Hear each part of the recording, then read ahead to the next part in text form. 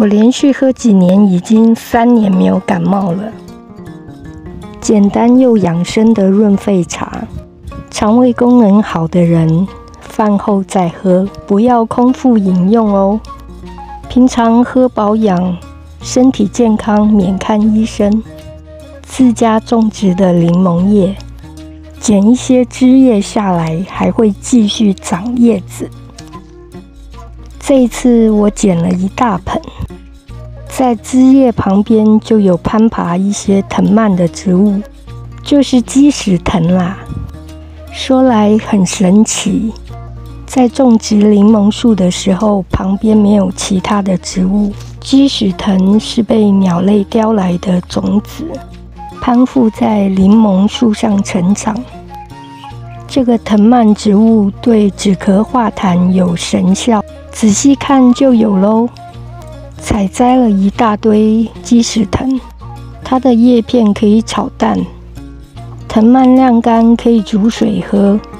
曾经西药治不好的感冒咳嗽，喝了它3天，感冒咳嗽就不药而愈。对于筋骨酸痛的人也有疗效。不过有抽烟的人还是要趁早戒烟哦。毕竟抽烟有百害而无一益。好啦，剪得差不多了，叶片要洗干净哦。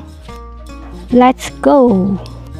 因为柠檬枝上有尖刺，剪叶子的时候要注意一些，可千万别刺到手啊！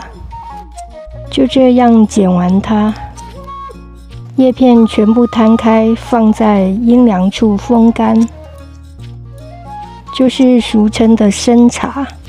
叶片要用烤箱烤熟也可以，也就是一般的熟茶。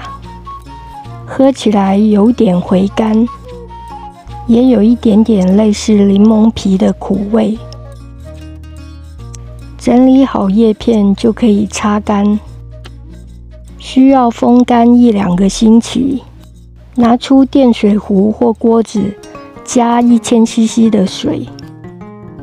风干的柠檬叶很像茶叶，自家种植，无毒无农药，所以才会养了柑橘凤蝶。鸡屎藤也是止咳化痰的仙丹啊，听老一辈人说才知道的。原来它不是杂草。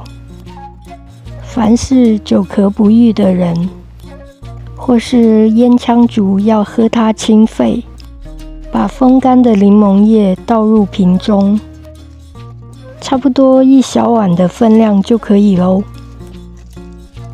如果没有咳嗽，就当作养生润肺茶。再来加入鸡屎藤，这样煮至沸腾就可以了。